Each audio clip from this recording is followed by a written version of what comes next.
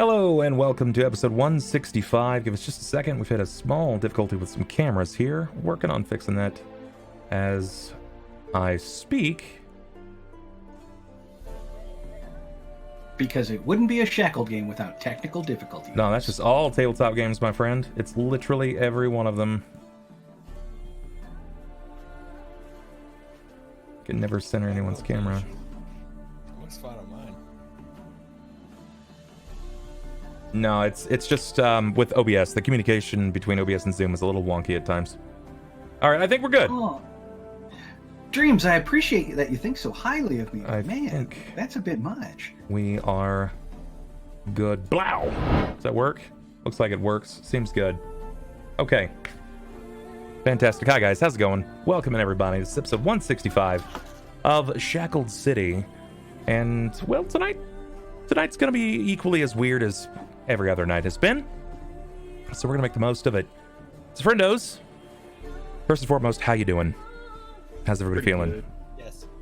Looking forward to making this weird. Okay. All right. How How about you, Cort and Rahk?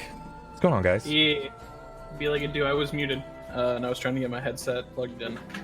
It goes. I don't know what the fuck to expect from this session. It's Nothing but good things. To be completely honest with you, Nothing but good things. I have no idea what's going to happen because we're still all spread out. Unicorns and butterflies. No, we've already dealt with the butterflies. That was your thing. He's not Yeah, wrong. never mind on the butterflies. No. Just unicorns. Is there a devil version of a unicorn? Would you shut the fuck up? It's actually it's a unicorn, but it's undead. Don't worry, it runs far. Oh, that's fucking funny. Would you shut the fuck up? That's great. Honest question. I really want like a demon unicorn. Don't give it to him. No one let him have that. You mean like a nightmare? Yeah, that's what that sounds like to me. Do they have horns though? Nightmares? I'm sure. No, so I'm sure it could be envisioned. You can always check out the Kieran, right? Like the Kieran's sort of a weird unicorn-esque steed-style strange spirit unicorn thing. Well, there's I would sort of put the It's less Kieran demon and more of more a like an antelope type Yeah. group. Okay, that's fair. Yeah. And just to clarify, Karami, my undead steed has no horn. It is just a dead horse. Mm-hmm. it's a skeletal. It's a symbol of peace and happiness, saying that we're coming to restore hope. Literally, nope. It's not a symbol for anything. It's literally just a means of transportation. You can bring a dead horse to water, but you can make it. Hey, I'll beat whatever I'm real dad. Hey Ronald, fuck you. We're gonna insert a metaphor into this, no matter how hard it is. We will find a way to put friendship into this by the end Literally of the just a day. skeletal horse. That's been their style the entire time, Ronald. You know that. If it's terse or completely wrong, it's like, no, we're just gonna cram that shit in there as good as we possibly can. I know the pieces fit. Mm-hmm. Yeah. I mean, it's not even like you can see Oh, I the can't think of undead that part. fucking You know, meatball. he's covered in a tart. I'm just riding on a tent. That's what's happening. Oh, goodness gracious. All right, guys. So, as per always, as you are aware, there are things that you can do in the stream. You can spend your reputation to influence the way that the games do go, but it does come at some cost. The particular cost is reputation. Your reputation is gained by a lot of ways. Sitting in stream while it's live, sitting in stream while it's not live. You can actually farm reputation that way, believe it or not. A lot of people do it. It's a great way to gain. So you can check your rep by typing in !REP. If you're unhappy with it, stay a while and listen. Or tip, bit, sub, be a patron. Lots of ways to handle that if you're unhappy with it. If you don't care, then move along. There's nothing else to see here.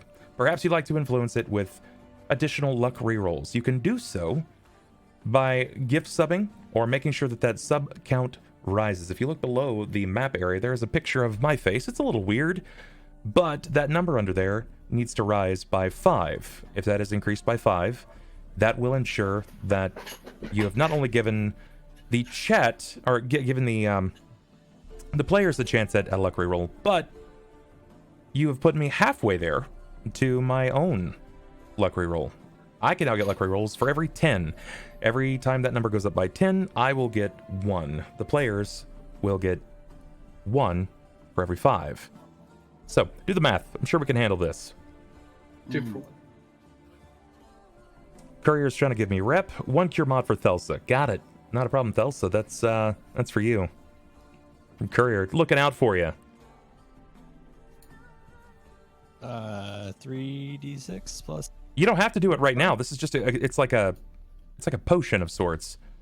We're not technically He's trying to remember which one No, it is. yeah, I just write it down on my sheet because. Oh, cure mod is 2d6. So it's cure light, cure mod, cure serious, cure critical. That's what that is. Is this Pathfinder? Yes, it is. It is Pathfinder. So if you're used to seeing Mummy's Mask, this is going to function very, very similarly. But better. To Mummy's Mask. But better. I think but longer. I mean, yeah, a bit. They are like, by and large, we're clearing this up in like the next 5 episodes or something. Actually, I was speaking with Ronald last night, and you guys are making a lot of headway on cleaning up the previous bullshit that your previous characters have done. You're doing a really good we're job. almost done cleaning up the city, and then we can get back to the story. This is our filler arc. He expressed, he's like, I'm actually kind of worried because there are things that I want to do, but it seems like we have to take care of previous mistakes. It's like, it's not that you have to take care of them, it's just they're still going to sow what you have reaped, or vice versa. They're going to reap what you have sowed. Like, you guys didn't have to deal with a vampire threat. You could have just been like, c'est la vie, they're fucking vampires, and in the town. Oh no, vampires! Hey, do you guys want to go north for a vacation? Yeah. Come back. Yeah. So as a quick catch up, I think we'll do a cliff notes of each character in case you're new here, if this is your first time, or you're just returning and you don't know why someone has a stat. Like, why does Jakob have ungodly stats but roll so low? Or why does Ulhime have a 0 in Constitution? So we'll go left to right. Cort, give us a little TLDR about you. I'm a emotionally scarred night boy who wants to fit in, but likes to expulge everyone's secret. And I also don't like murdering people without reason. So I stick out like a sore thumb in this group. Yeah. Is a human knight. Ulhime, tell us about you, your TLDR. I've got 0 con because I've got asthma. No. Jesus Christ. Because I got the diabetes. My character Ulhime is a desert dwarf in Cauldron right now. Also a lich, which is why you guys see the 0 constitution. And he is a devout follower of a dead god. Who no longer exists in the world. Yet. Who he's trying to replace. By imposing taxes on the city. All right. Next we have got Rahk. TLDR, sir. What are you? I'm a dude. He's a dude. All right. She's a dude. We're all dudes. We're all dudes. Hey, that's right. But for real though, what is Rahk like? Tell us about him. I'm a half-orc barbarian, and I have a drinking problem. Hi, Rahk. You haven't drank once. A little better? I'm a half-orc barbarian, and I like to smash shit and write poetry. Yeah, he's Wrap it the fuck up. He's a fucking slam poet. poetry, That's yeah. right. He's a slam poet, the rage and slam poet. He's Also I'm a against choke slam systematic poet. racism. God damn it. oh, it's the choke slam. That's right. You're you're Olaf, aka Berserker. So feels good. Next we've got Thelsa, the TLDR. Tell us about you, bud. I was originally a half-elf sorcerer, and made a deal with a demon or devil to become a pseudo-demon, and I killed my family. We're just gonna trickle that on there, like Salt Bay style, like just a little bit. Killed my family, and one-shot a dragon. That's the entirety of my character so far. So far, yeah. You are also the only character on all of Shackled City that has played a female, which I think is most interesting. It's also provided some very unique scenarios, I believe. It's been pretty good. And last, but certainly not least, we've got Jakob, as played by Sniper. Sniper, give me the TLDR on our tiefling friend. All right. Well, I play everyone's favorite fuck up, Jakob, a tiefling magus who also happens to be the hitherto unknown son of Nab the Tauren, one of the big bad evil guys. Okay. And let's see, is currently, sporting Glabrizu crab arms, and apparently just is not somebody that you want to let babysit your kid. Okay. Yes, I mean, he's got like 0 stars on Yelp when it comes to babysitting. All right, so Don't trust him with any of your. we're gonna do a little bit of an audio test here, because it seems like some of you are coming through quite a bit louder than others, and it's being stated in chat a few times. So, chat, you're gonna have to tell me here, as per each of them, as we do this test, how they sound. Cort, give me an audio check. Hello, 1, 2, 3. Let me tell you about a story in a tree. There was once a man. That's plenty. Stop it. Oh, I was about to drop some hot bars on you. Look, if you want to hear the rest of it, go to my SoundCloud. Don't actually do that. Don't do that. Find lots of lo-fi anime beats that you can study to. That's good. Okay, so your volume is good. Let's go to Ulhime. You're up, bud. Bop, shibla dibla doop, dop, baba dabba lip doop. All right, and his that's enough of that. Stop. All right, his Kids Bop album will come out in a week. No one's gonna buy it though. Yeah, everyone's saying I'm low on my end. Hold on.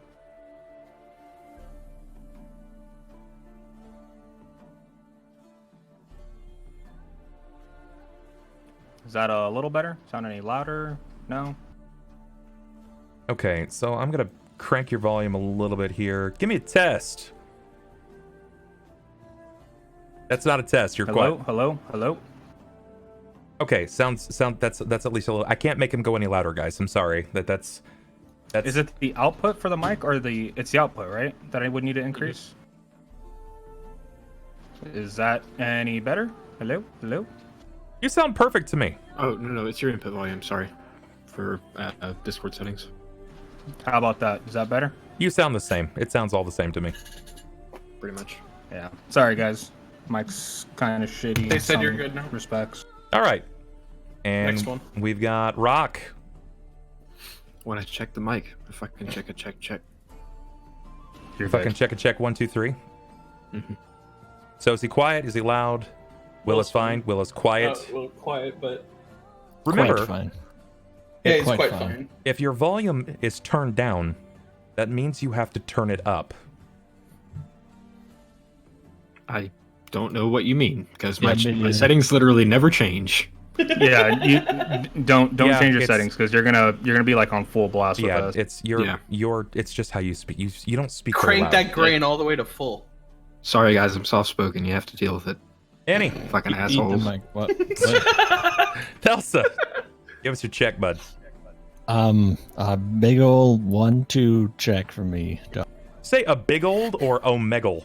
He said to say eagle. That's a Texas size 10-4 there, buddy. Yeah, it's best. It's best if I leave it to the imagination. And some Bardowskis over there. You're good. All right, Sniper. You're muted, jackass. Perfect. Good volume. We're good with this. I like it better that way. This is ideal. Oh, fuck! That was the best! Perfect! Don't change a thing! Oh, God. I love it. They're all. This is the best he sounded ever. Oh, Christ. Motherfucker. Should I just go ahead I wish we and go kept now? it going without telling him that you were muted. We Silence should've- is golden. Just throw- keep this okay, up. Jacob, I'm what do going you to do turn in my this cam off situation? and make you redo everything. Just No, wait for that's all right.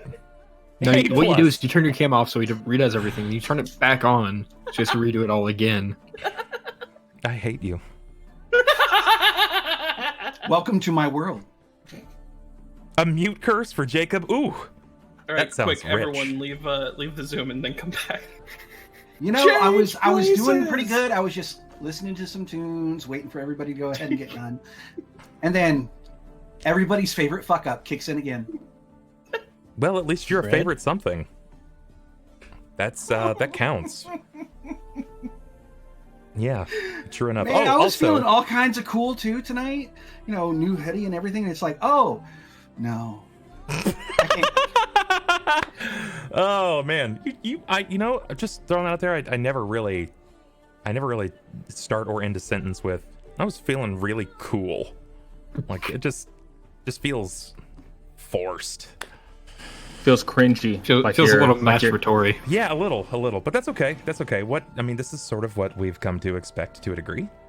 Like you just watched an episode of Naruto and suddenly you think you're the best. And, I had high self-worth, and then everybody laughed at me, and it's all of a sudden like, now you understand.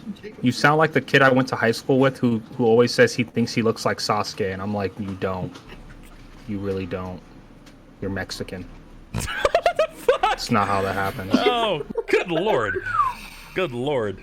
I'm like, and your name's Javier. Like, to be fair, don't like, know how you did that sounds way better. Like Javier sounds way better. Is that just like what happens when you go to school in Southern California? Hey, yo, Javi! Bunch Yeah. of dudes named Javi, Naruto running everywhere. Yeah, that's actually what most of high school was like. Naruto running his way into Area 51. Yeah. Oh my god! Look, the weeb forces are part of the good ones. I'm still banking on the Kyles. Ronald I know the beating up whole weebs Area since The he Kyles was are going to right. break down Yeah. those walls for us. That's what I know the whole Area 51 thing is supposed to be a joke meme and all that, but I think am people are going to starting- show up. I'm I do getting too. really scared. People are I going know to show people up are going and to show up test because this I know out. the internet. The internet's I mean, full of stupid are you really people. scared? Because if they're dumb enough to actually go, I'm not scared. I know it's going to try happen.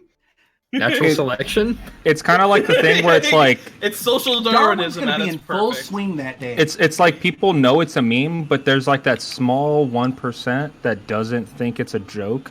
And they're going to show up and they're going to be like, guys, these Naruto episodes. I've never been down. more ready. I've been prepared Yeah. for this for the last decade of my life. I'm just I learned picturing from- I'm just picturing 1,000 Reds on the field. Kakashi Dono has prepared me for this moment. Just the meme forces are taking a heavy loss that day. They got the sandals and everything. Kage just everyone just sprinting with their arms out behind them. It's like Ronald said when he was running through the fire where he started singing his own Naruto battle music. Yep, that's exactly how it's gonna be. Sweet. Slightly out of left field, but just wanted to say, Will, I have heard your pseudo orgasm today. Sloth made it so for $69 in chat, and we heard we heard that. I think quite a few people did.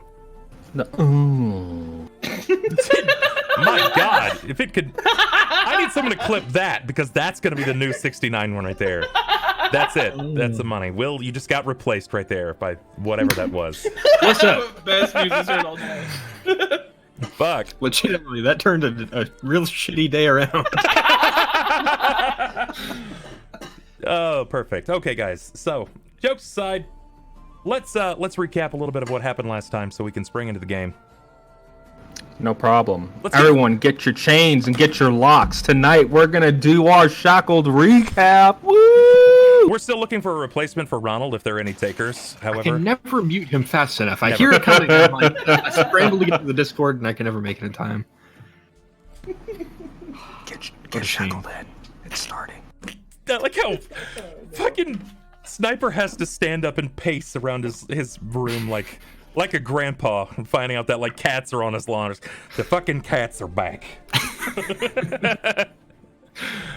Oh, Every Wednesday I go to Home Depot. I pick up one lock and one It's like 5 foot walking chain. in on your grandkids. And the guy goes- Off to furry porn, pretty much. The guy No. just looks at me. He's like, "Why do you buy Why do you one know of what these that's every-" like?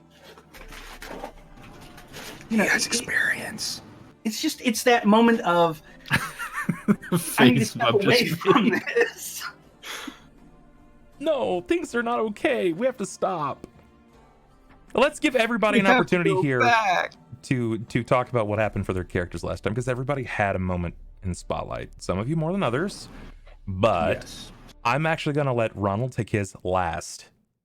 Mostly because his background audio is obnoxious as sin, and I need at least 10 seconds without hearing it. I can go first. Okay, I met hit me with Vlad it. the Impaler. Yes. I went for a walk throughout the town for a nice, lovely stroll. Met an old man who was trying to push a cart with a nail in the tire that he put in it because he hates Jacob so much that he wants to remember every brutal fucking moment of his life after Jacob crossed his path. And as so, he told me that he will reach into his body, grab his lungs, and murder him. And then he said, "Hey, kid, you're all right." Then he threw me his T-shirt, a Coke, and then I left. And then he went on to the big game. Something like that. Let's actually bring it down to a realistic level of what really happened. He really wants to murder Jacob. He said, "I'm a cool guy, and he's not going to murder me as much, or murder me at all. He might hurt me though." How does he know that you're a cool guy? Because he's been watching us. Has he been watching you? Can anyone speak to that? No.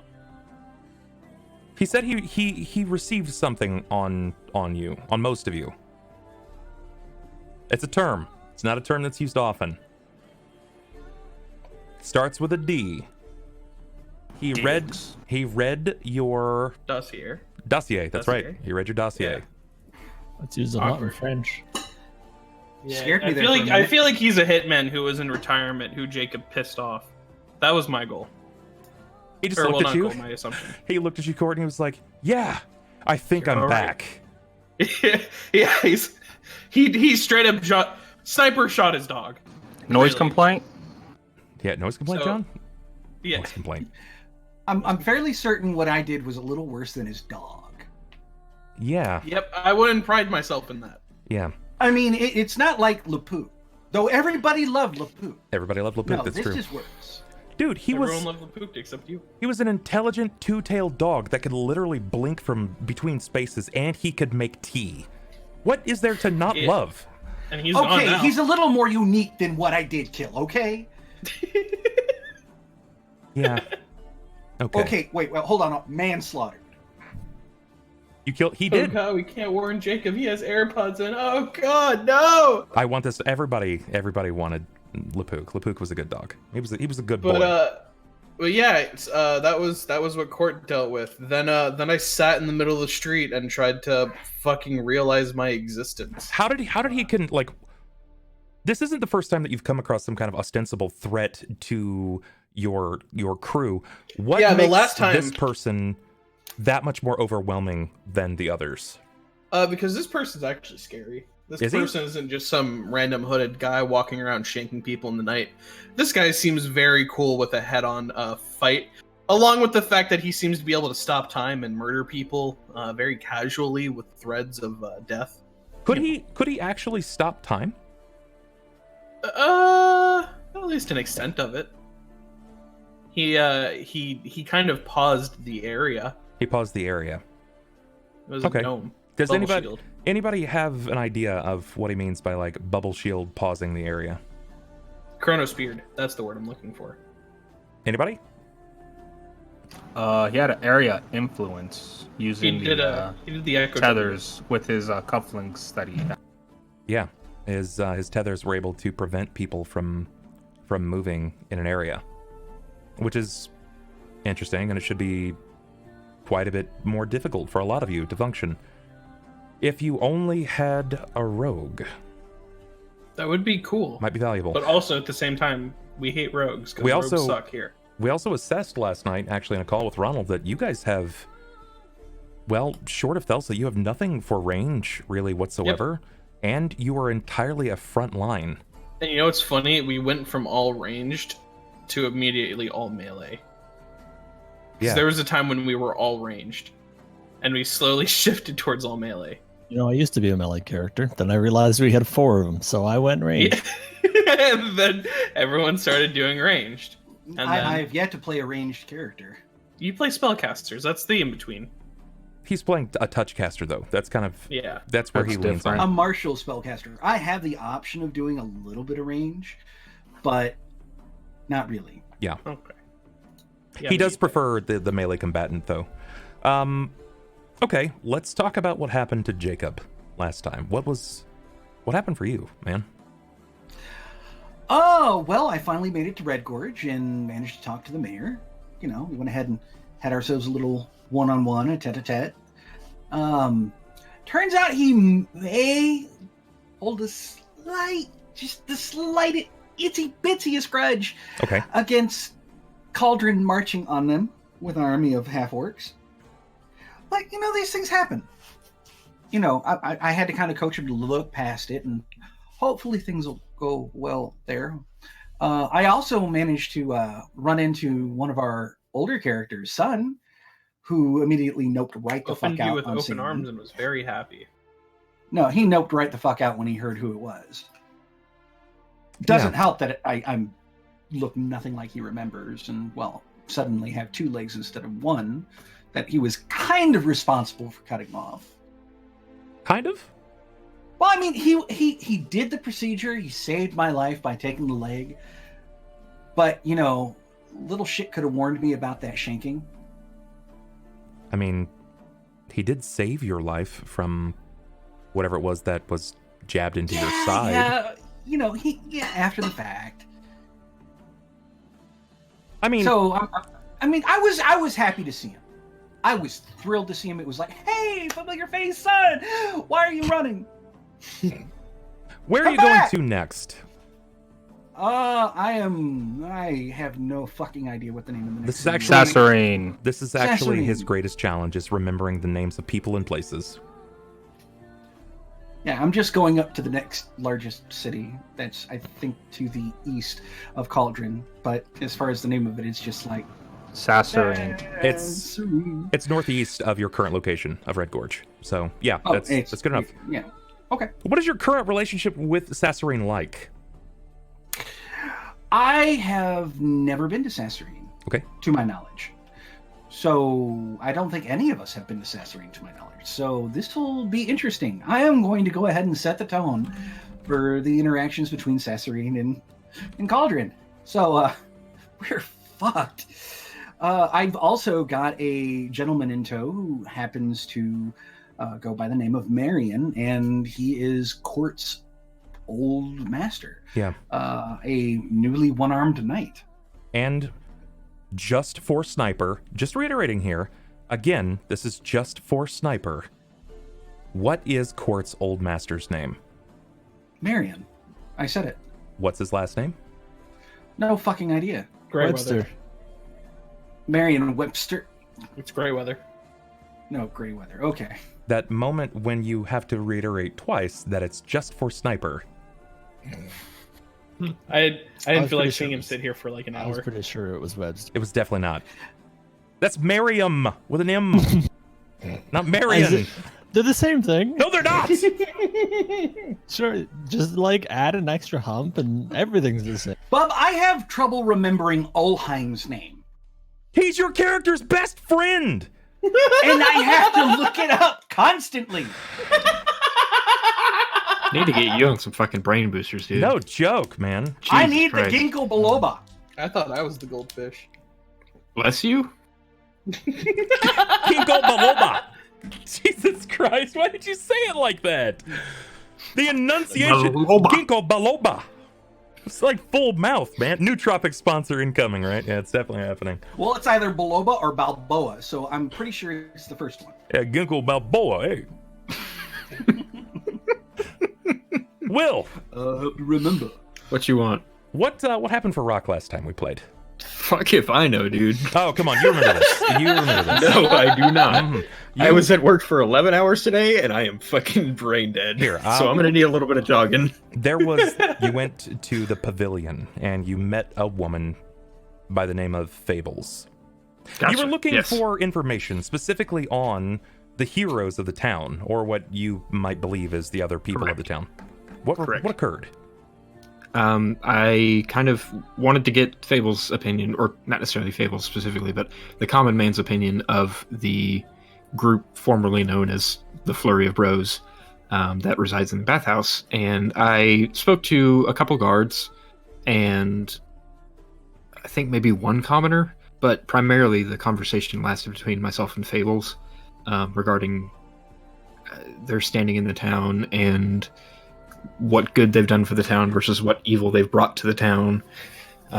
Sort of the people's general feeling towards them. And it's more or less what I expected, which is that they're vigilantes with no one really to answer to. And they do some good for the town, but they also definitely do harm. And there's a very clear distinction between the two. Okay. So what do you think she speaks for the people entirely, or would you say that she just represents a certain portion?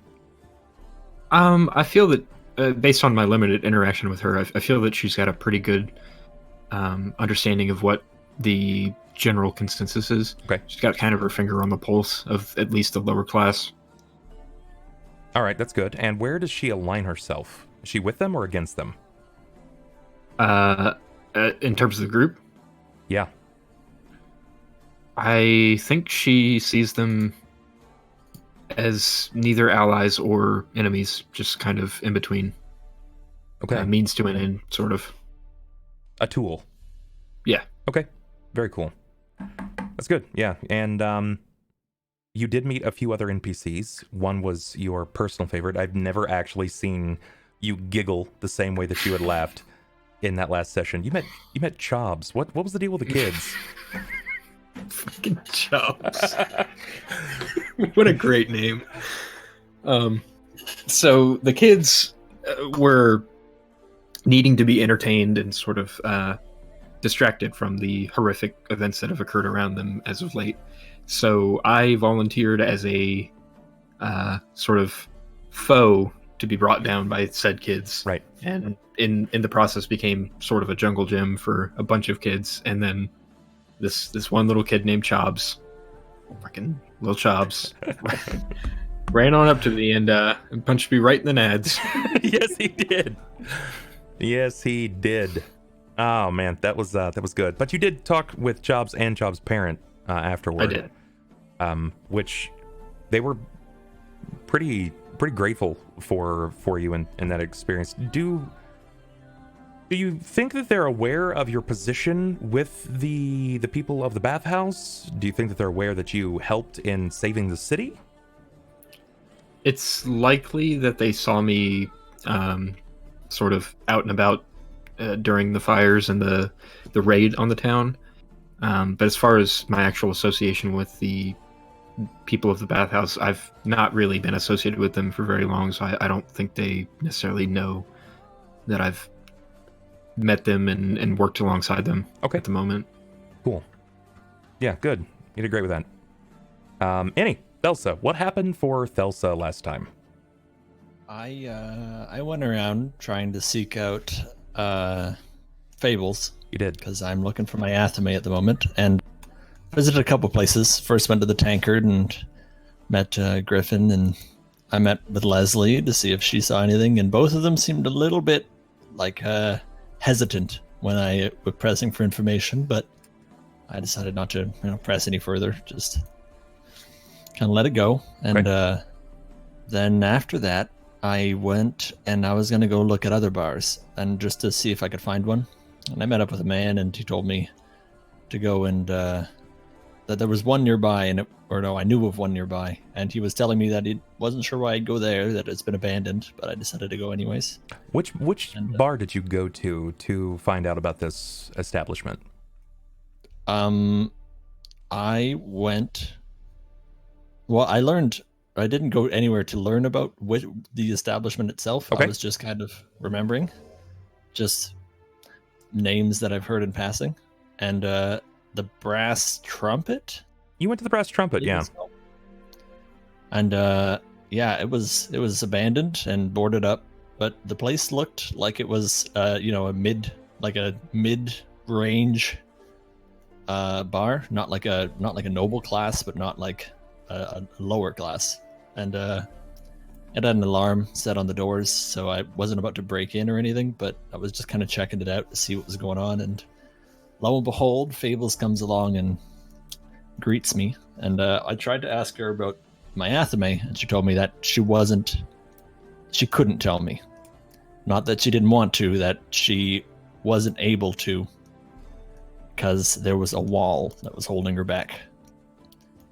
And she just sometimes wishes she could just walk through the wall, but she couldn't, because it's a wall. Speculating outside of game for a moment, what do you think she meant by that? I'm thinking she is being controlled to some degree by the old man. And what he says she can say, otherwise she can't say it. Interesting. So, do you think that she is entirely just as a like a functioning pawn, does that mean like Fables is even really alive per se, since we've seen that this man can control them?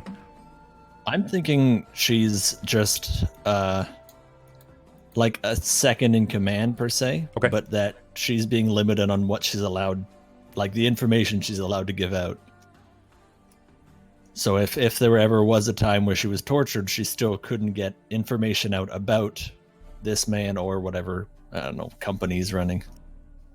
Okay. Whatever he's doing behind bars. But I know he's working with The Last Laugh, or I don't know if he's working with them, but she mentioned that whoever had my Athame would always get the last laugh. So I'm starting to speculate that it's either him or something about, well, I don't know if he's working with them or if he's part of them, but that's what I'm speculating at least. But I know he has my Athame because of the interaction that the old man, which I still don't know his name, had with Ulhime. And once she had said that it would be coming back to me soon. She didn't know how soon, but soon.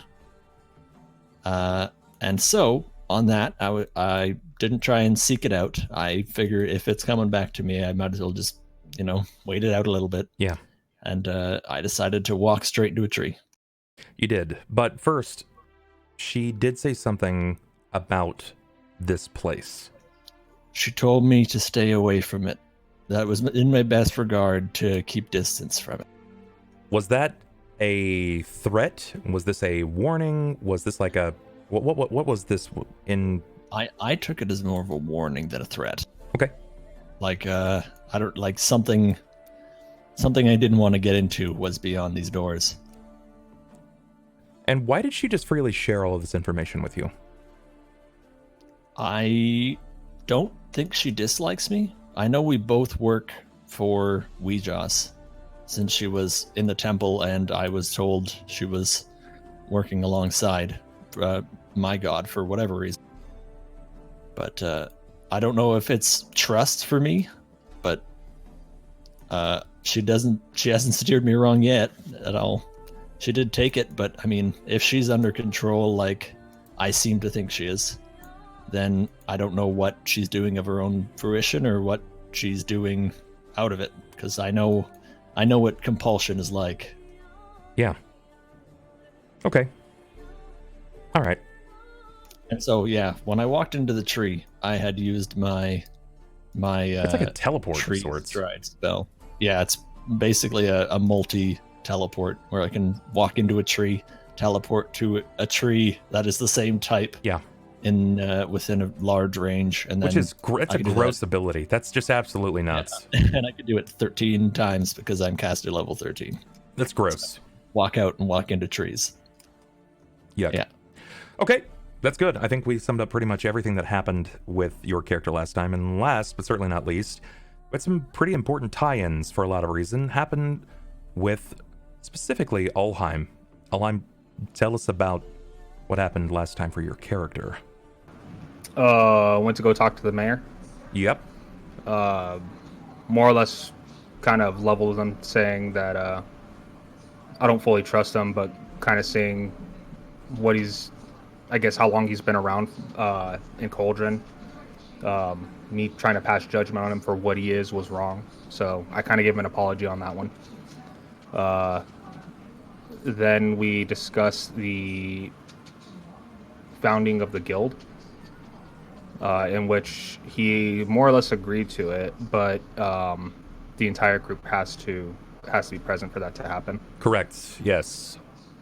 From there, he also made mention that they would be more or less somewhat conscripted with the guard. If the guard ever needs people, that the guild will have to kind of answer those calls. This is true. Yeah. He took a look at the building of the bathhouse as well as the lower structure that was planned to be worked on, and we also discussed the Stonehaven brothers, that both of them were still missing. Correct. Both of the Stonehaven brothers were missing. There was some more information that he told you. One, I want to touch on Malgrim, and two, I want to touch on the contract. So let's start with the contract. What else did he say about your contract? that all of us would have to be present for the signing was the biggest one. Outside of that, There was one more agreement. He said that you would have to do this as well. You have to meet this cost. Like he said, you'll have to meet this cost.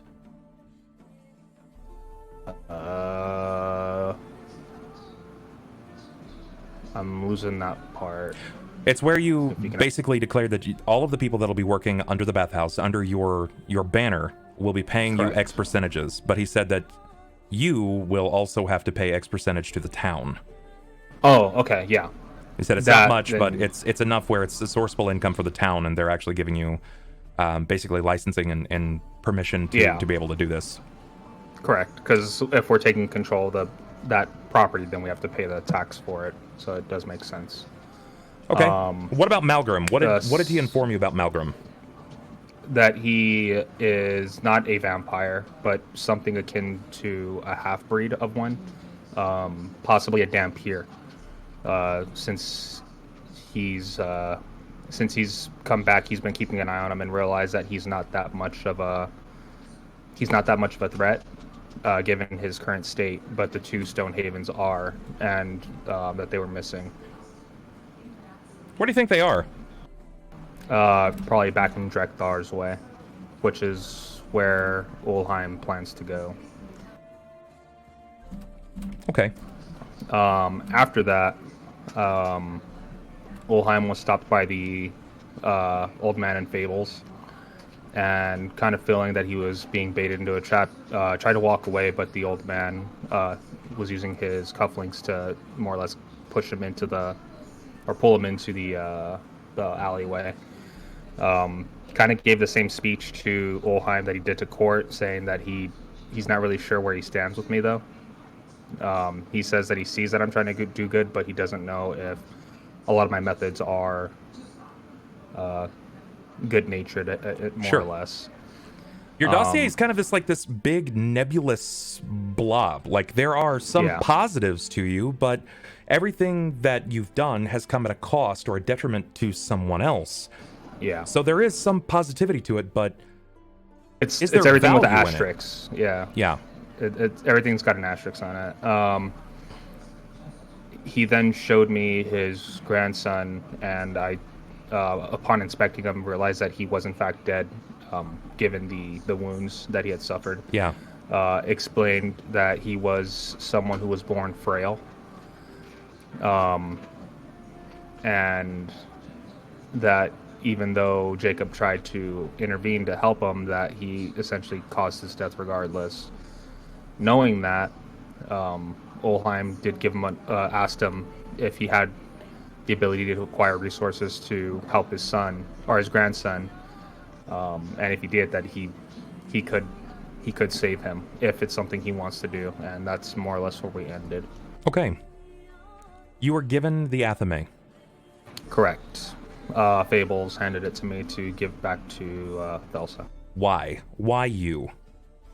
Why not just give it back to Thelsa herself? Probably because she couldn't give it directly for whatever reason. That I'm not sure.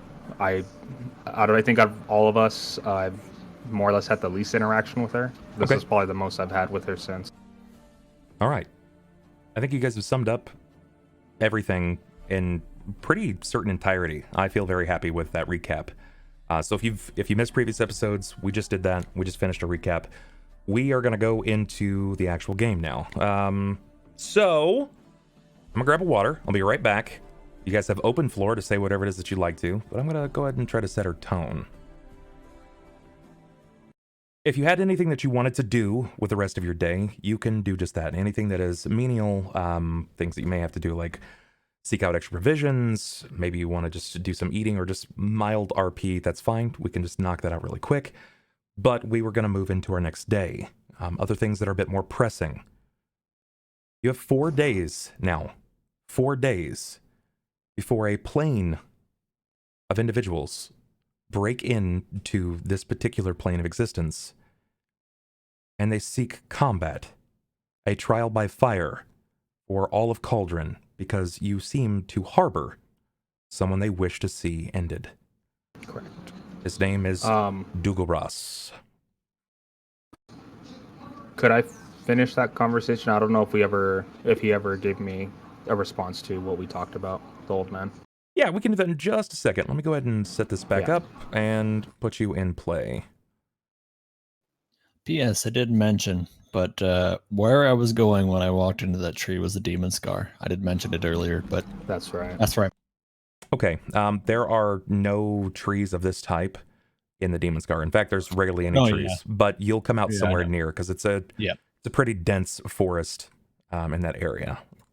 I just plan on getting my way there. Yeah, Not that it was a big important thing for me to note that, just that I didn't mention it during the recap. I figured. Okay. I'll be right back. Talk amongst yourselves. Maybe plan out what you hope to get done today. Floor is yours. I'll be right back. Senpai is proud of us. Yay. Oh, man. Y'all are fucking lucky. Why? How? Because you're in Cauldron and can actually do shit. I have no choice but to march on to the next city, embarrass myself some more, I'm not and in head Cauldron. on to Cauldron, where apparently everybody wants to kill me. Not everyone, just half the people. Is that any different from usual?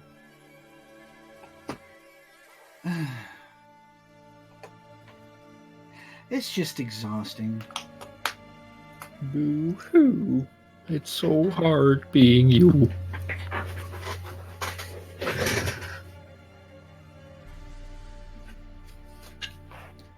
Yeah, I'm not in Cauldron. I left Cauldron. I'm going for a walk. Get some fresh air. Damn, bitch is like, I need Demon Scar in my life. I need a bit of fresh air. I'm going back to the scars. I could have teleported, but I never use this ability because I can teleport. And here I am, I'm constantly saying, man, we gotta go ahead and I'm gonna go out to the Demon Scar. You guys I need hope anything? that you run into some kind of like You know, I can maybe pick you up demon some patrol smokes, that bud. just absolutely punch your shit in. I mean, I'm going there to Barbarian King my way to the tops. Okay, bud. Have a good time over there. Just make sure you come back with some ice cream. All right. Welcome back.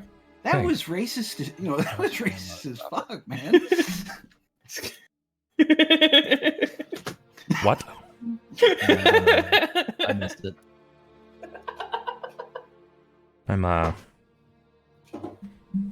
It's a Monka TOS kind of moment. No, it's a fun moment. When Sniper says it's racist, that's when I'm concerned. Exactly. That's why it's fine. It's okay. You didn't want to keep doing this as a career, right? Okay. So we're going to start specifically with Ulhime to finalize this conversation, or at least to where we're happiest with it, because I don't think there's ever going to be quite a finished conversation between yourself and these figures. Correct. Okay. So what is it you'd like to say as you linger in the alley with Fables and this unnamed man who seems to weave a very intricate web, a web of control? So same thing like I was doing before. As I look back, I'll stand up and I face him directly. I will ask you again, do you have the resources to save him? Realizing that you may have the opportunity, maybe you have favors or friends, knowing the people that you're tied to, at least in accordance to your dossier. You're a capable cleric, but you enact none. You speak for no church. Why do you speak for no church? I do speak for a church, but circumstances have permitted others from knowing of it.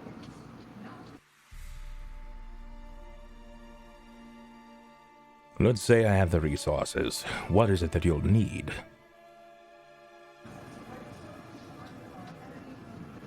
To save this boy, a diamond valued at 5,000 gold. Masterfully cut, which would be destroyed in the process to save him. Go on.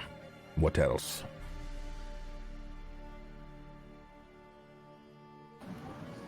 Outside of that, just a place to make sure that I'm not interrupted, but I can take care of that on my.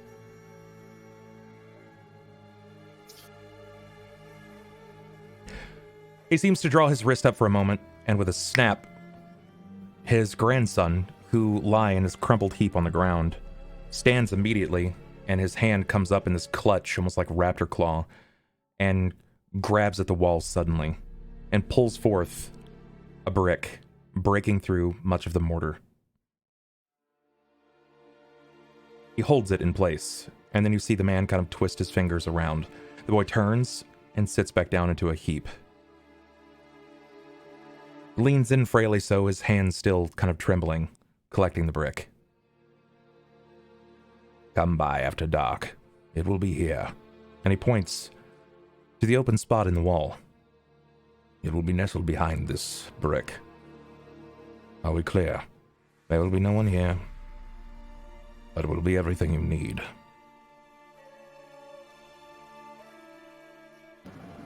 He nods.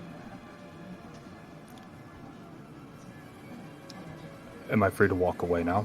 And he kind of puts up his hands and his foot to where he was being pulled from originally. Boy, you've always been free.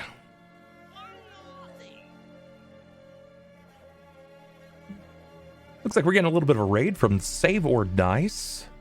Look at this crew over here. Thank you so much. Save or Dice. That looks like it's probably Cody, maybe... Let's see, maybe Ginge and Unmade and crew. Thank you guys so much for coming out with that raid. I'm very much so appreciate that. Welcome in, guys. Boy, you're free to go as you so please. Very well.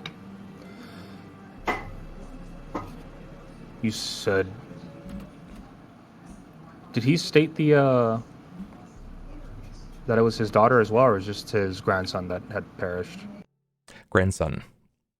He didn't say anything about his daughter. You don't really know his relationship with his daughter. It may be a bit more strained than that, you know? It may just be one of those situations where he may not necessarily care as much for his daughter for one particular reason, but something has him tied specifically to his grandson.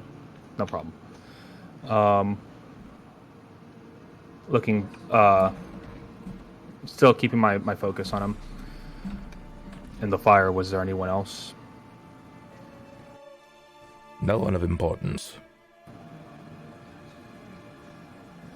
He nods. I'll be back tonight to pick up that diamond. Ensure that it's kept safe. If I come and it's not there, then there's nothing more that I can do.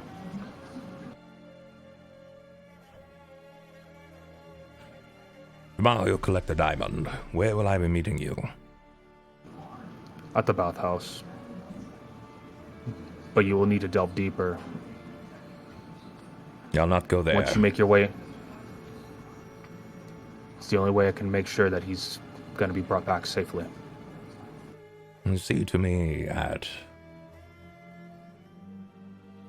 the House of Cort. I know that it's been recently vacated. See me there. Tomorrow, shortly after sunrise. Is this clear? Very well.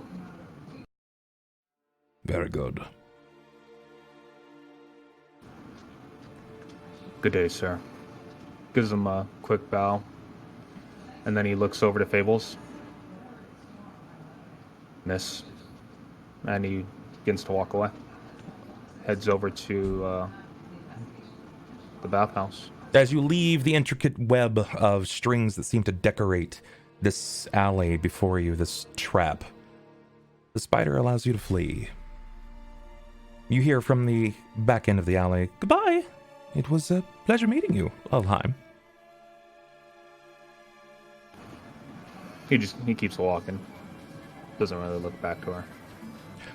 Was there anything else that anybody wanted to do in their day? Because this was mostly evening as is. Anything else? Does everybody return to the bathhouse sans Sniper and crew. Yee. Eat. Thelsa. I'm still headed to the Demon Scar. Okay. So we see a return of Ulhime, of Cort, and of Rahk. This will be among the first few nights that the three of you really kind of have with some semblance of downtime. Okay? Something that looks and feels very normal. Thank you so much, Elusive, for that sub. I appreciate that. 19-month streak. Something resolute about your time together, even if it has been brief. Seeing each other aligned in some fashion or another.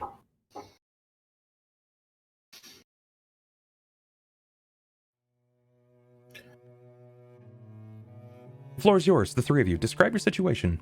What does this look like? How are you feeling? Walking back in, I would show the paper back to the group, and then start going over what me and the mayor talked about, that all of them will have to be present if we wish to establish the guild for what it is, and of course the property tax once we start getting the bathhouse established as a business and guild. Assuming Cort would read over it, wouldn't really have too many issues with it, and would sign off on it as well. And you said it's getting later into the night, right? Correct. Then Cort would probably start a fire or something for us, so it's not cold. And along that line's probably setting up a place to sit, maybe cooking some food or something, maybe like a stew. He's going to be relatively quiet after what he experienced today, but he wouldn't have that much issue signing the petition that I could think of. He probably wouldn't really fully understand the intricate details of the percentages, but he'd probably ask you about them. And I'm assuming that you would be able to explain that. And you'd sign it. So he actually has this documentation that seems to be scriven. It's written down, and it can be shared. Specifically, if Ronald wanted to make that available to you guys. Public, yeah. Ronald, do you He want to share that so they have an opportunity to read it? Yeah. He gave it to us as players. I don't know if he wants to give it to the chat or not. But it's a good write up. Okay. All right. And you've more or less agreed. Yeah. Okay. What about you, Rahk? What does your return look like? Given the news that you've been given from, well, the people, from Fables, and from the mayor, what does the situation look like? We're the good guys. I'd likely return a little bit. I don't think cautiously is the right word. With a little less enthusiasm than before. Sort of realizing that things aren't as easy as I thought they were going to be in terms of the position of the party in the town and how they are viewed and what they did to deserve such such dirty looks from everyone. Okay. But that being said, I'm not going to shun the other people here. I mean, I still feel like I need to build meaningful relationships. So likely coming in quietly, just sort of keeping my head down and thoughts to myself at the moment. Do you join Cort at the fireside? It appears that he's making stew, which clearly seems to be, for most, at least more than for himself. Yeah, I'll pop a squat next to him. Seeing Rahk sit down and finally actually come back and knowing that we have a moment, Cort would kind of look up from making the stew and say, so how are you enjoying the town? Even though it's a bit burnt. There's a bit of innocence that seems strung along in his voice, which doesn't quite match the candor of what you've been told with what the people think of this rowdy lot. You know? Your town has much to offer. Can't say I exactly expected what I got, but I'm not unhappy with it. That's good. I liked it when I came here. It was pretty nice. There was a lot more of it though. Would you like some soup? I would, yes. I'm quite hungry actually. Curious, Cort, what are you making? Yes. I would assume just a very simple, like maybe broth with some vegetables or something. Assume that he would have gotten a few while out. Nothing like too extravagant. Just bare bones. Okay. All right, sounds good. And as you were saying, it was mostly for like one person, so it's not a lot. But No, probably just at a. Honestly, I don't ever see you preparing food for one ever. Yeah. Well, I see. He's not. If you were squired to a knight, your job likely would have been Feeding to make full people for not only yourself but at least the for table. your master and any other people that were stationed there. So it's likely that you would learn to cook in copious amount. Yeah. Which is why soup, not like a small thing. Yeah. I would probably just make a bit more because Cort's still low-key hoping on to the fact that Klaus might come back, even though Fable said that he's just fucking gone. He doesn't know where Jakob's gone because he's been so busy, nor Thelsa, nor Ulhime, so he'd probably make just a little bit extra just in case, but he's not going to go full-blown, like, hey, 7 people for stew. Okay. All right. Because there might be like 3 people sleeping here tonight. So you venture to his side, and he hits you with a question, something that may be a bit more timid. What was the question again? If he was like in the city. Yeah.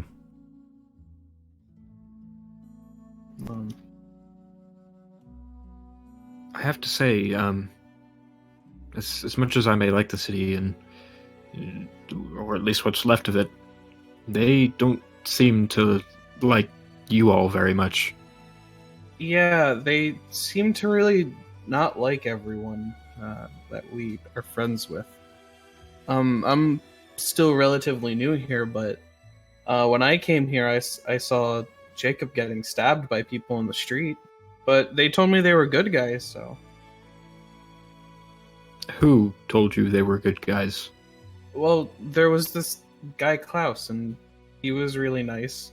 Well, kind of nice. But he got stabbed in the streets, and there was a whole kerfuffle, but they seemed really nice. Love that word. It's going. Kerfuffle. I can't say that I've ever seen nice people be stabbed in the streets. At least not with such intention. Yeah, I'm still kind of unsure about the whole nice person thing at this point.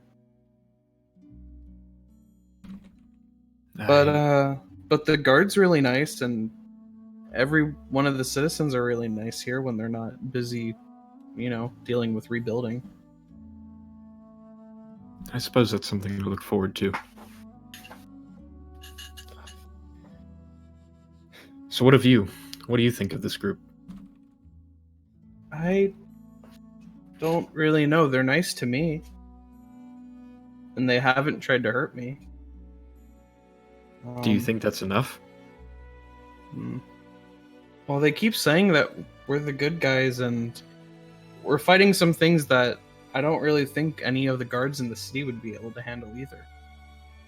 So they kind of need us to all kind of be together, even if they don't really like it.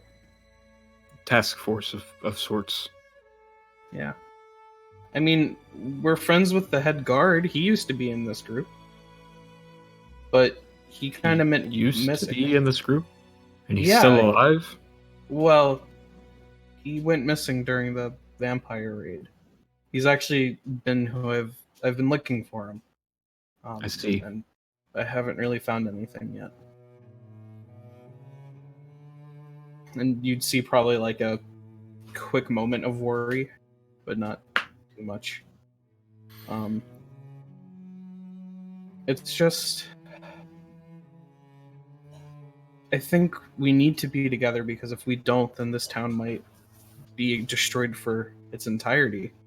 And it's not my town. I never really, lived here. I came from somewhere else, but these You'd hate people to are see my such friends. a place be destroyed. Yeah. And I want to help. And if we're the only people who can help, then we kind of have to, right? I suppose you're right. And thank you for your insight. It's helpful. Ulhime, I'm still trying to get a feel for things. Yes. as you return to the bathhouse that evening after making your once-over rounds, trying to take care of anything that people may need help with, people still are a little leery to operate with you, even near. Yeah. But as night swells over Cauldron, and you venture back to your place of rest, or what actually could be, it's more along the lines of operation for you at this point, you see a firelight seems to flick from within inside of the bathhouse, which leads you to believe that someone is there. And as you near the door, there is the scent of stew, this rich aroma of vegetable and stock that seems to have cut and simmered for quite a while, and you realize that you haven't eaten in a very long time. Since you've become what you are, you've not felt the drive to eat, the pangs of hunger, an empty belly, but the smells remind you of a different time. The stone path leads its way into the old bathhouse, which will soon be in operations. Hold for the Shield and Soul. As you enter, you can see the two, Cort and Rahk, sitting by the fire. They seem to be having small discourse, brief speakings. Cort seems to slowly be turning the stew with some bent ladle of sorts, or a wooden spoon, whatever have you. There is some fair amount of camaraderie here, and interestingly enough, you're bereft two of your allies, or people that you may call allies whatsoever. Thelsa is not to be seen, which is pretty standard for her up to this point. She's been gone a lot lately. And you know that Jakob has been operating outside of the town now for at least a week. As you were entering into the path, you saw that there was smoke rising from the bathhouse, which is a telltale sign of Dugobras operating, at least living. And you're reminded yet again that soon you must extinguish his fire. But here, a few more steps in, and you see allies. Breathing, resting, no longer brandishing arms, just resting. Do you venture to the fire, or do you immediately take to the steps leading down below the bathhouse? Seeing as they're resting, I don't want to impede on that. So as I walk in, I'll put a hand on Cort's shoulder and kind of just give it a firm squeeze. Good lad. Good night. Well, would you want some soup? And he would kind of offer a bowl towards you. He puts up his skeletal hand, just kind of gently to kind of refuse. I'm fine, lad. Thank you, though.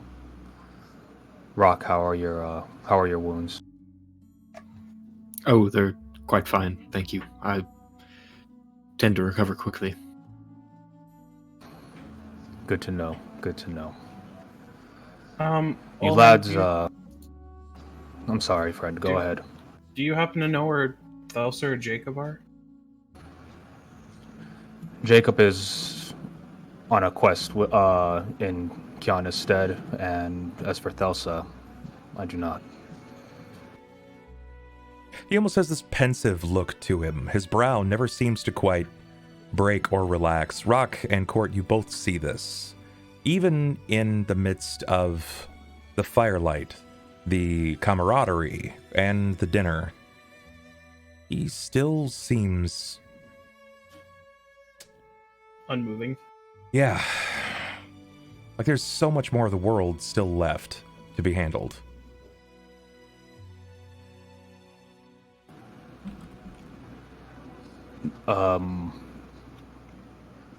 Cort, I don't want to keep things from you, but this was handed back to me today.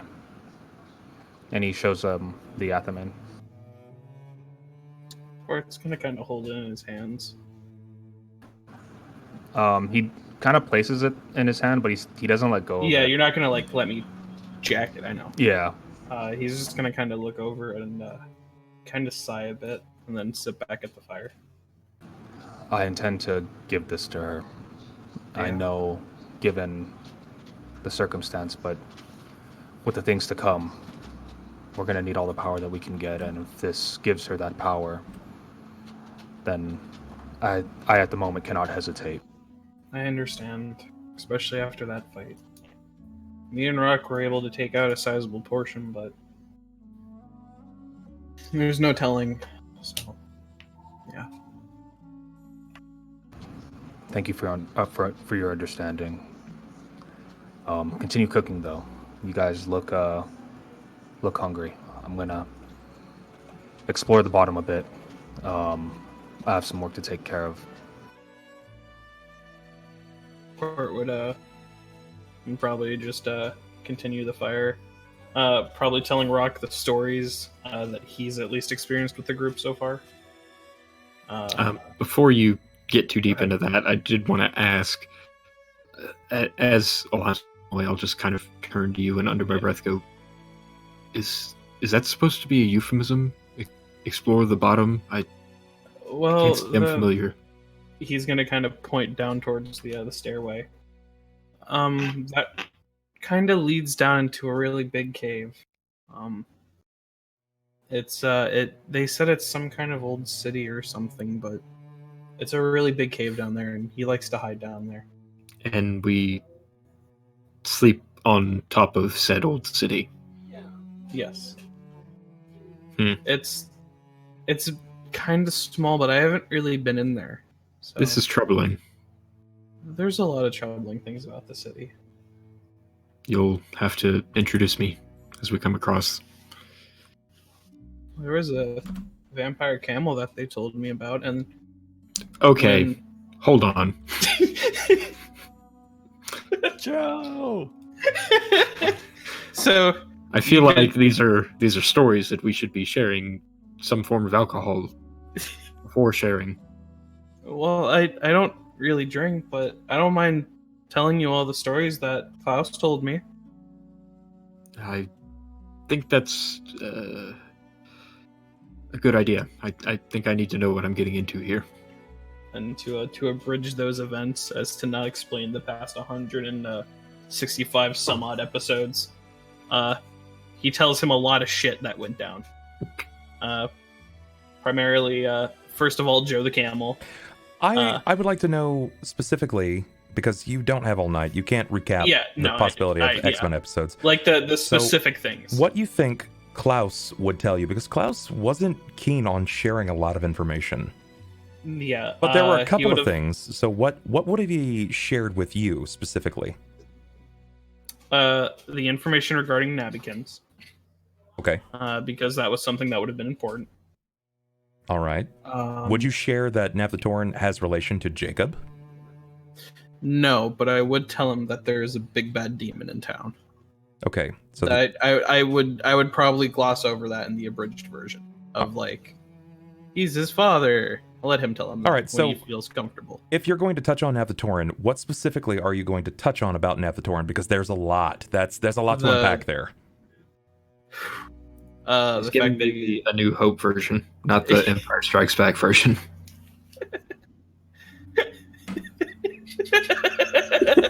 I appreciate that.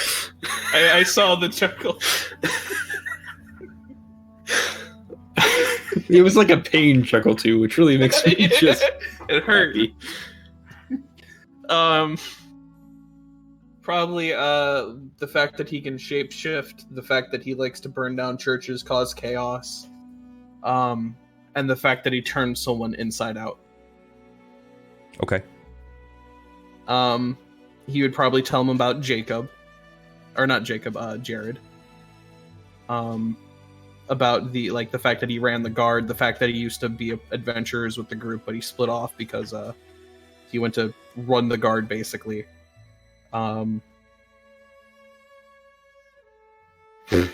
He would probably tell him. I don't know if he would tell him about Thelsa, because that gets out.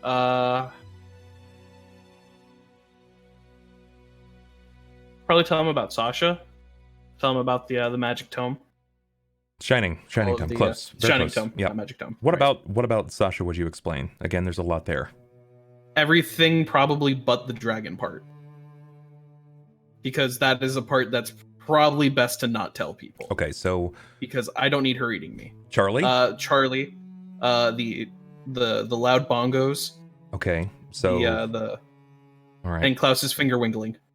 Klaus's finger waggling. Gotcha. All right. Would you express anything about That she is really powerful enchantress. She's an enchantress. Yeah. All right. Would you explain about the rampant hedonism? Yeah, probably. Okay. Probably say that they party a lot. It's really And would you say anything about the ever fascinating cock goblin? cool. Yeah, probably tell him the story of it, but it'd be a secondhand account because Cort's too young to really get the joke. Okay. But he understands that there is a chicken goblin back there. Yep. A So goblin he that would refuses to release a rooster. Yes. Yeah. Yet they never feed. For some reason, they don't die, but they never eat. But it's there. Okay. All right. And that would probably be most of the night. Would just be sharing stories. Rahk, do you share any specific tales with him? Tell me a poem. You sent me a poem about systematic orc oppression. Fucking, we're taking down the man here. I would likely share locations that I've traveled to, and a little bit about each location, but probably not too in depth. Strictly because I didn't stay in any place for too long, because most of them are not very friendly to orcs and half orcs. Yeah. So, just sort of worldly travel stories. Not anything in particular that's terribly interesting. Okay. All right. Seems good. So then the rest of your night will be spent broing it up, basically. It's what it seems like. It's stew and good times. Maybe a little bit of ale split between the two of you, or wine. But you likely won't see much of Ulhime before you head off to sleep, which is fine. So then I was going to ask. Go ahead. Is it okay if I take a torch from the office to? Totally. How dare you? That's totally fine. Not a problem. So we're actually going to transfer scenes before the night is over, because Ulhime may decide to come back up, given some experiences here, but I'm going to at least give him an opportunity to make that decision. Why am I getting so much bizarre feedback? It's coming from Wilson. Okay, it's coming from Wilson. I got to turn down your volume just a hair, I think. All right, that's good. Let's do it. I'm for it. So, friend, you decide to venture into the bottom half of the bathhouse to see what is below, appended in Drakthar's way, and further. Correct. Torch in right hand, shield in my left. Okay. Things shift the moment that you hit the stairs. You know what it's like. You really never know what is below the decline in the steps. You know that there are halls here. There is a brief area where you've stored some of your things before it enters into a chute, a decline of sorts. First and foremost, I'd like to see a perception, just latent as you're passing through.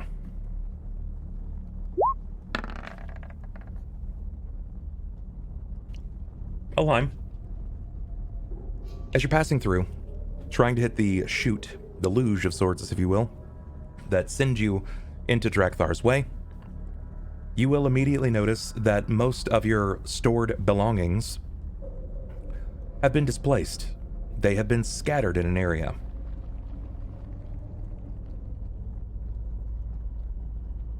Someone has gone through your things.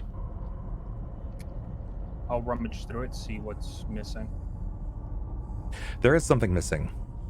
Something noticeable. This particular something tore through your gauntlet like an acid. It went through your gauntlet like a hot knife through butter. You lost your thumb We don't need that. in thing about missing. half a second. This nebulous, rotating, black, almost ichor-covered substance that seems to be shackled from the top and bottom, manacled, is gone.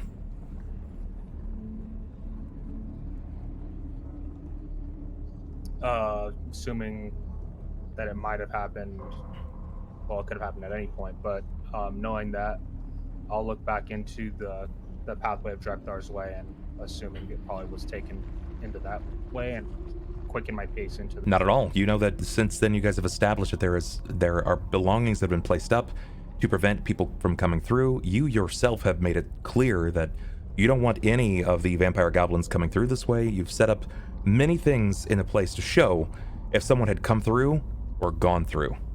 And it doesn't look disturbed. It's clear to you that someone has come through the bathhouse and has gone through your belongings. You know that it's been of the last few days because it's only just been a few days since you've been down here. Interestingly enough, none of your other belongings or anybody else's belongings have been disturbed whatsoever.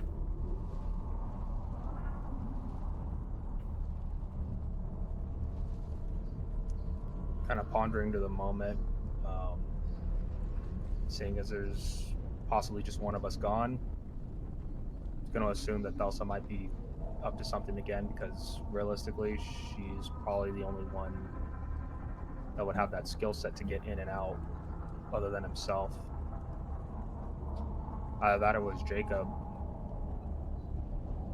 We're the only thing with magic, and my teleportation magic isn't the kind to teleport in and out to certain places. They would be the only other two, so it's gonna his only two thoughts are it's one of them. Okay. Did you want to... Oh yeah, I turned on the echo cancellation and noise cancellation feature on Discord. Worlds better. You sound amazing. Cool. I also have 2 socks on my That's important. It's good at canceling those things out. So, did you want to go up to speak to them briefly? I mean, it's only like 24 steps up. The people that I want to talk to aren't there, so it wouldn't make sense to even address them with it. And other than Cort, Rahk doesn't know about it, and I don't feel comfortable disclosing something like that with them just yet. You don't have to say any specifics. You could simply just ask if they've seen anyone come down. True. Again, just a suggestion. You don't have to say it at all. You could just know that it may be one of them. He'll keep it to himself. He's just going to assume it was either Jakob or Thelsa, but I mean, he can't deal with either one of them right now. Okay. Since they're not there, so he is going to continue his trek into the Drektar's way. He's not going to spend the whole night in here, obviously, because he has to get the diamond later on tonight. But he's gonna make his descent into here to see if he can find any new fresh tracks that have come up, or if there's any new noises or anything roaming about. Okay. How long are you going to invest? What are you looking for specifically? And about when do you think you'll be moving on? I'll probably go up to the same spot as before, where the Void Dragon was at, and probably put my search there for a while. For one, to see if the Void Dragon can give me anything useful. 2, to see if there's anything lingering still in that spot, because it's considered a large food source for those vampires that were there last.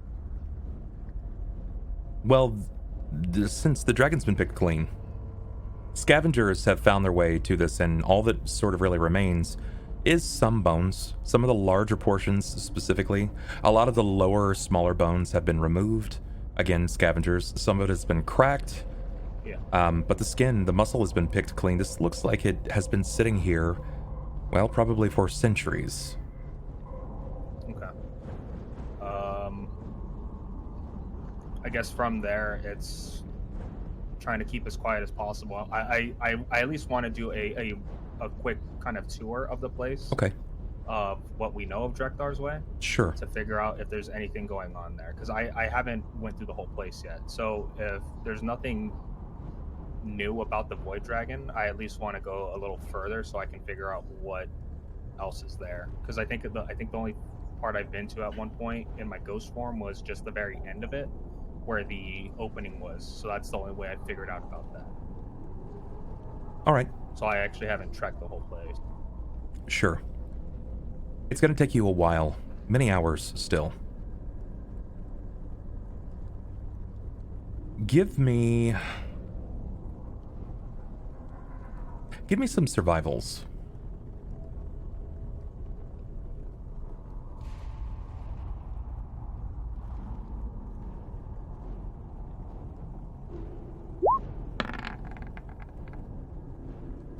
Give me 2 more.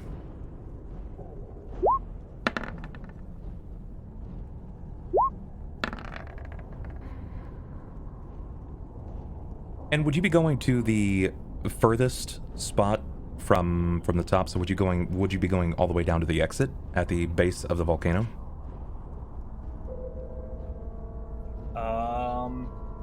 If I felt like I had enough time to walk there and get to where I need to go later on tonight, then yes. All right. You're not sure. There's a lot. If you're just doing a quick once-over, it's still going to take quite a bit of time. But if you decide that you are intending on really investigating this place for everything that it is, it's going to take hours. This place is huge. And there are a lot more winding paths than you were even prepared for. Even the continuity of Ronald's mind doesn't quite fathom this, because none of you have ever really investigated the entirety of this place. Correct. But yeah, it's likely that you will see some tracks through the dust and the debris that seems to hang in the depths of this place. There are some footprints. Some of it seems to be scavenger. You notice that there is quite a bit of footfall from goblins or goblinoids. It doesn't immediately look fresh, but you can't tell. It's not like there is a wind source that comes through here. Yeah. You also can't immediately determine if any of the footfall that seems human or humanoid, what you might think is the brothers, the dwarves, if those are fresh either. This may have just been from years ago. I would, I guess, try to give myself away then. At certain points, seeing kind of large rooms, I would go, hello? Is anyone there? Perceptions.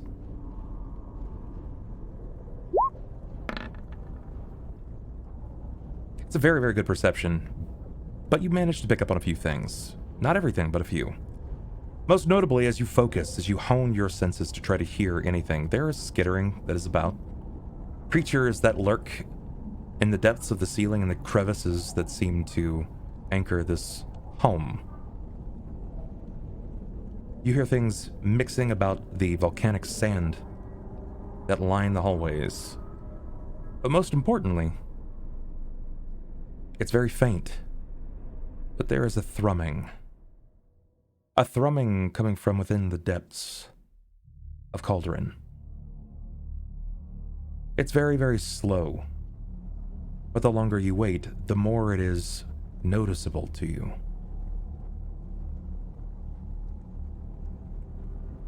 You have no idea what it might even be. It's too long to be a heartbeat. It's too much for you to immediately consider that the volcano is suddenly coming to life. There are other telltale signs. Smoke rising, cracks or fissures in the fault of itself. Nothing would lead you to immediately believe that, but there is still something.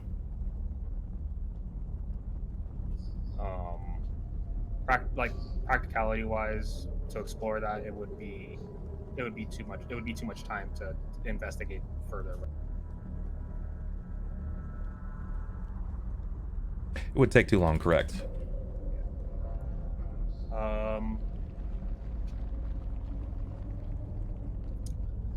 If anything, I want to try something just to see, kind of test something out. Where I'm at, I'm gonna stick the torch down and wedge it into the ground, so I'll know when it burns out. So I'll either see the ashes right here or just the hole at the indentation of where it's at. But I'm gonna leave it right there, and then just with my shield kind of peer once more. You immediately notice Ceilings. when you place the torch, the flaming end into the bottom, like straight into the floor itself, you notice immediately that there is a sputter. There are licks of an odd-colored flame that seems to dance over your torch. It doesn't actually smote itself. Licks of green seem to whip up, and there is a new cinder. You see whips of smoke seemingly dance over the floor around you. Brief flits of light.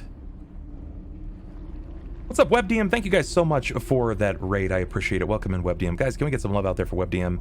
And for the raiders, share your Bubber Mimics. Show 'em how we do what the here. hell, dude? Wow, dude, you got WebDM. Wow, what the fuck? That's sick.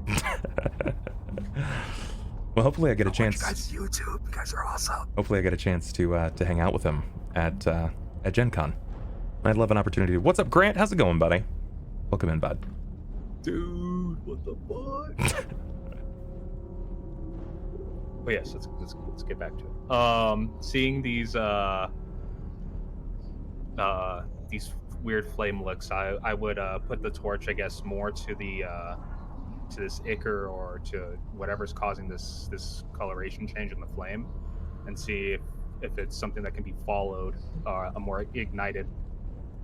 Sure, the longer that you kind of traipse around the floor, you will see that it does seem to continually lick even further. Like it staples up several times. It flits into this fire burst. What almost looks like a smoky like bat erupting into nothing and then becoming this almost form of dust that slowly falls back to the floor.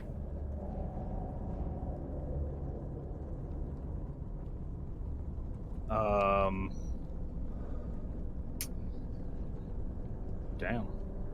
I'm not sure how to handle this one, so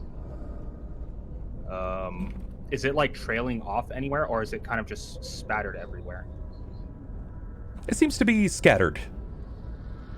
Some areas seem to be a bit more prominent with this burst of flame. Some areas don't really give much in the way of a burst at all.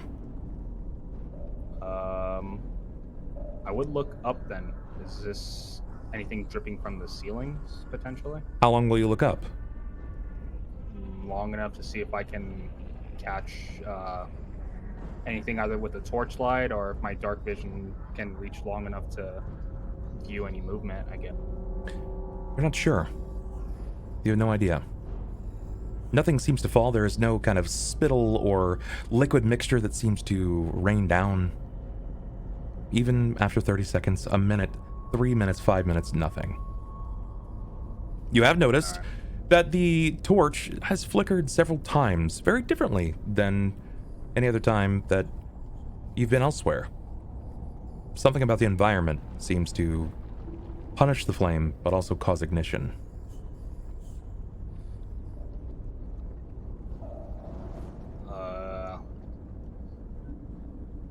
I guess I would keep following this then. I would try to at least kind of, to some extent, figure out if this is going further into the cave or if it's trailing back.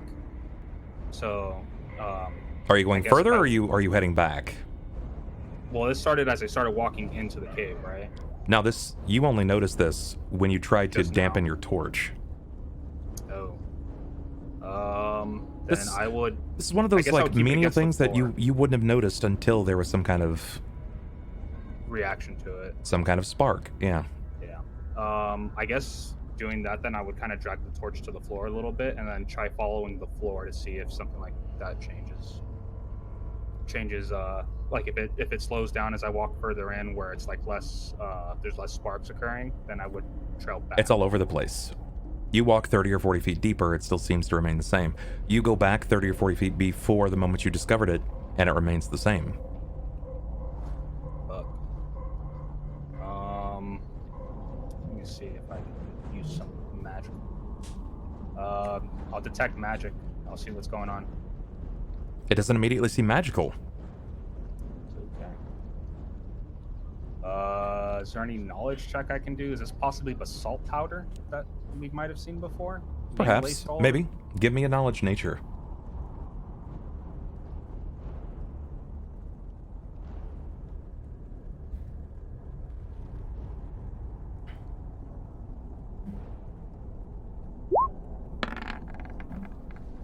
$17.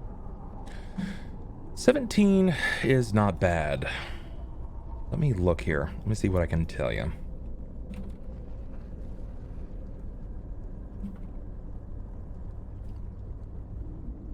Is it the remix to Ignition? It's not. It's definitely not. Or what'd you find? I'm like, guys, I found the remix to Ignition. Clearly, this is hot and fresh out the kitchen. Topically, it's terrible.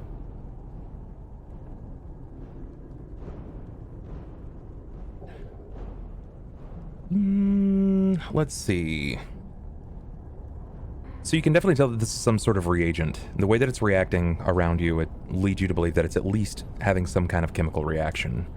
But you don't know to what degree, nor do you know what's immediately worked into this.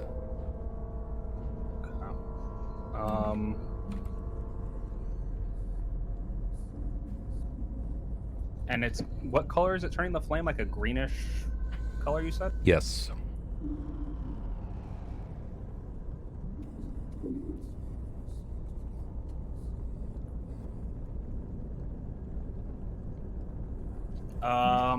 Fuck it. I'm gonna go further in.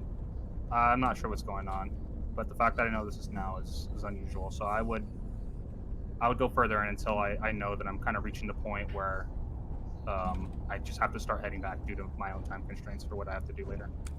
You've already killed so much time here. You know, the people have been...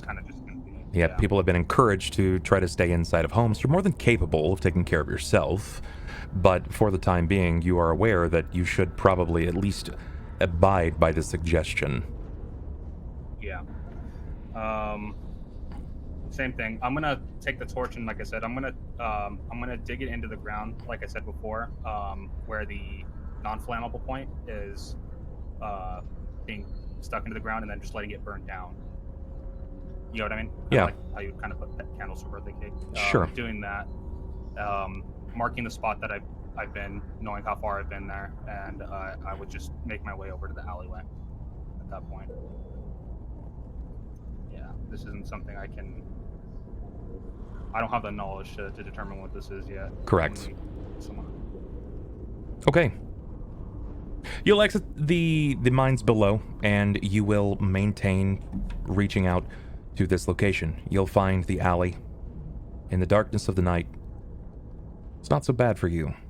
You have a dark vision that bequeaths you the potential of seeing many, many hidden things. Your perception is practically godlike at times, and you're capable of finding this with ease. The brick still remains as such, just slightly jutting, and in the rear side of this spot is but that a small pouch containing a gem which you believe is large enough to return someone from the dead. Cool. I'll let's see if I have it. No.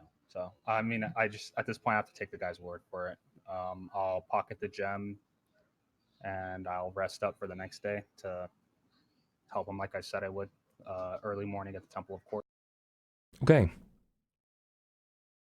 Okay, two things still. I'm assuming that Jakob is just going to be taking advantage of the rest before him, or whatever drinks happen to be fitting for the situation. Would I be incorrect in my assumption?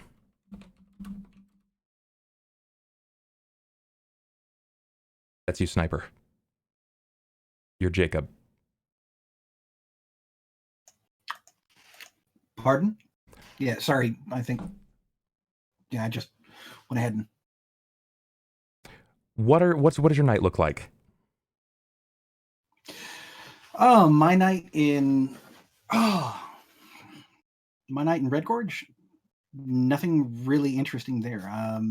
After seeing sun run off, it was basically just getting a room and waiting overnight for word from the mayor. There was supposed to go ahead and be word by morning before I go ahead and took off to the next city. Okay. Okay, and Thelsa, how about your night? I'm spending the night, tree to tree, making my way over to the Demon Scar. And I'd probably post up, once I had to do the walk, I'd make a kind of like a camping area so that I could head there in the morning. Just get a little bit of rest before I head in, because it's been a busy couple days. Okay. All right. And about how far does your tree stride take you? Oh, I'll click it again for you. Is it like miles? I feel like it's something like miles. Yeah, it is. I'll pull up the PSFRT acceptance. It takes you a crazy far distance. Depends on the type of tree. If it's an oak, ash, or yew, it's 3,000 feet per tree. Okay. If it's elm or linden, it's 2,000 feet. If it's other deciduous, it's 1,500, and if it's any coniferous, it's 1,000. Okay. And I don't know what kind of trees are around here, so. Sure. Let's just give you the benefit of the doubt and assume that you can go the furthest possible range. So 3,000 feet times 13. Okay. Looks good. Then you will be able to freely maneuver there. Duration is 1 standard action. Or excuse me, casting time is 1 standard action. Duration is 1 hour or level, or until expended. So you managed to expend just this. All right. You instantly know the location and may choose whether or not to simply pass into one. You're essentially using this bizarre routing system as like a teleportation of sorts. It's strange, but we'll run with it. All right, friend. It's not going to take you very long. With this newfound ability, or this newly used spell or ability, you are capable of immediately heading to the Demon Scar. Even though you may not be exceedingly familiar with the area, you at least have an understanding. The Demon Scar itself is not exactly a pleasant place. It's not something that you would find as incredibly inviting. When you enter into this place, it's as you would expect. It's dark. It's musty. There is this lingering and present fog, and creatures amble through the area. You yourself aren't entirely human, but you're not entirely a monster either. You're something somewhere in between. Yep. The Demon Scar has a bit of a reputation, and you know that a normal mortal man would not be able to freely walk from this place. What do you think is going to happen here? Mostly curious. From what I understand of how things work around here is that it's going to be something like a barbarian king, where you take out the leader to become the leader.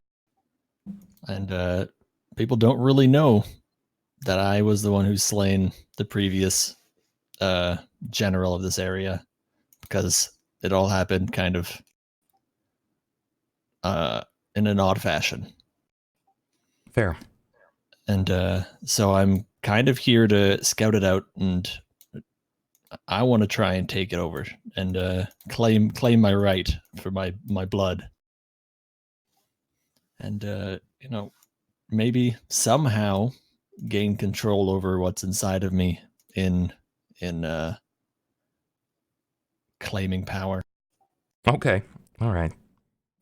That's the hope. That's the hope. Everybody has, we have these hopes, of course. I have dreams, but I got it's you. kind of up in the air of what's going to go on. Yeah. I might as well check it out for now. Sure. I'm for it. All right, friend. The fog seems to flit with this almost unnatural dance to it. It's not what one would say is very inviting, but for you, it's not as scary as you might expect. While you may have never been here, there is this certain invitation to you. You feel more so at home. Your senses sort of come alive. You smell the almost oddness of depths, this lingering moisture that hangs, these odors that seem to decorate that is only barely masked by the fog, which leads you to believe that there are other living beings here. The landscape is very unclear because the fog itself declares most of it a mystery. It's not long before you find yourself met. A small figure appears. Hunched over on its knuckles, it seems to drag behind it. It's probably no more than the size of a small dog. It has small, broken wings, a tightly drawn, elongated nose, very thin. Its eyes seem sharp and quick, with 2 pupils per ball. Its ears sharp and ever turning and present. It seems alert and aware. It doesn't have much in the way of lips. It seems more like a strained creature of the depths of the ocean, prepared to chew upon anything that it may see as food.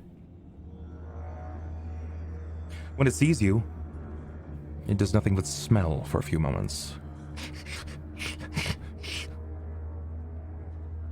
It seems to lean in and try to lurch at your robes, try to pull your attention. I'm gonna lean down and just kind of like grab it by the neck. Not harming, but I just kind of want to pull it so that it's paying attention.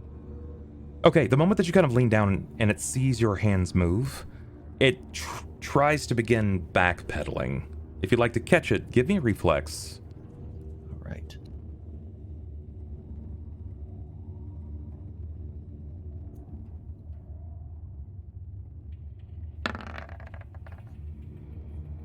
That's pretty good. That's pretty good. You were able to just reach up underneath it. Now let's see if you can secure a grapple, because this little guy is gonna do everything he can to fight away from it. So give me a combat maneuver, and let's hope that you break his defense. Remember, you have 2 luck rerolls. Yeah, I'm gonna reroll this. No, not much better. Not much I'll better. keep that one. Do you take it for what it is? Yeah, I'll take it for what it is. All right. The moment that you sort of maneuver your hand up under his throat and you try to grasp, you feel your fingers starting to close, and he quickly pulls away from you. There is this shirk as his hands come up and draw yours down into the dirt. When it basically it caterwauls back a few steps and you hear this, and then another larger creature seems to amble through the fog. You see its hands come up, this smaller creature in preparation to almost try to attack and or bite you. But the moment that it does, a foot slams down with this loud, just audible and crushes it. He was cute. I'm gonna slowly get back. I would have been almost kneeling down to see it, and I'm gonna look up to whatever had stepped on. You can't quite see the top of this creature. Hell, you can't quite see past the navel. Honestly, it probably doesn't even realize that you're there.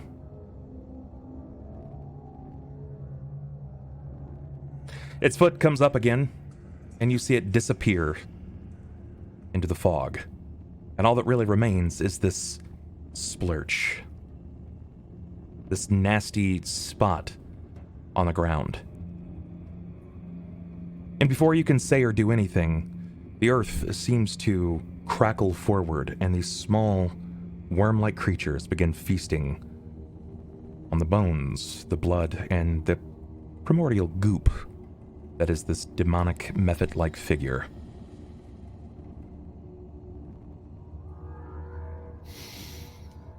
I like it already. I'm just gonna start. I'm gonna head deeper in, and I just want to kind of check things out. I don't really want to get stepped on, albeit, but I'm gonna take a closer look at things and see if I can recollect anything. If like, similar to how Klaus could feel things that his old self could sense. In that aspect. Give me a willpower. Just a will save. Mm-hmm. 21. That's really, really good. You have this almost unnatural sense to relieve yourself of that which tethers you to civilization. Your robes, your clothes, the straps are binding. You aren't truly free until you are. Do you break yourself of these mortal pleasantries? Yeah, likely. I'd put them somewhere where I'd remember to get them afterwards, because, I mean, I don't want to be walking through town without my clothes and stuff. Sure. So I'll make sure I remember where I put them, on a notable tree or something of the sorts. But, okay. You hang them probably on the tree that you stepped from in the Demon Scar.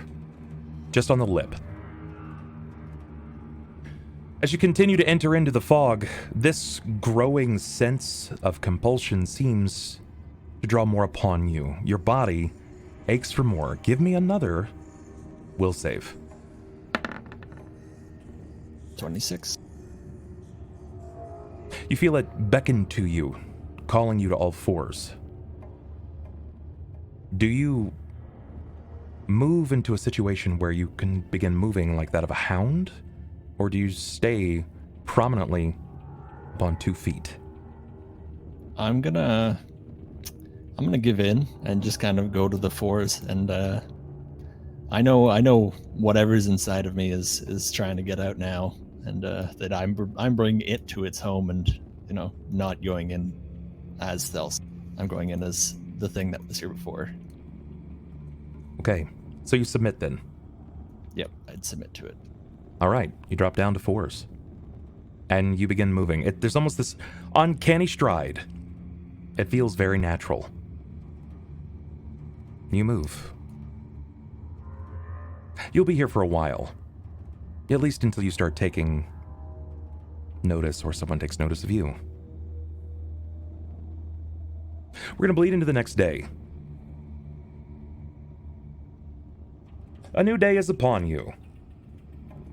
Each and every one of you.